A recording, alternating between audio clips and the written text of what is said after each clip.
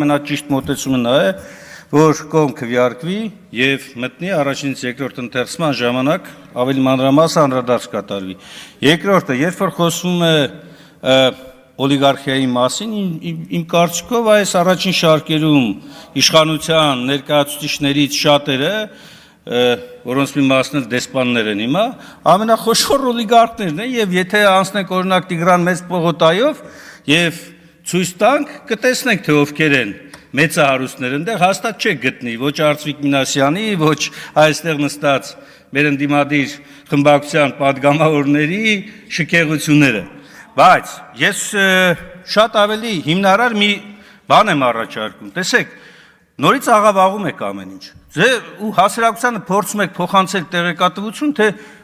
գույքա հարկով է, որ դուք պետք է կարողանաք լավ նորմալ տրանսպորտ ունենալ եւ այլն։ Այս կեղծ թեզը որտեղից է գալիս։ Գալիս է նրանից, որ դուք նաև արհեստականորեն, ինչպես որ Նիկոլ Փաշինյանն է անում, բաժանում եք պետական բյուջեն համայնքային բյուջեից, մինչդեռ պարտավորությունն է պետության, եւ համայնքային բյուջեն էլ մտնում է համախմբված պետական բյուջեի մեջ,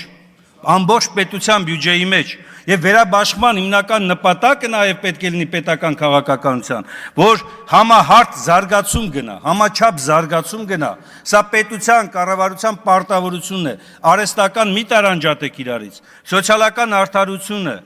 հարկման, ուղղայաց եւ հորիզոնական արդարությունը շփոթելով բերում եք այստեղ խեղաթյուրված պատկեր եք ներկայացնում, թե իբր ժողովուրդ, մենք ընդամենը շքեղությունն ենք հարգում, ոչ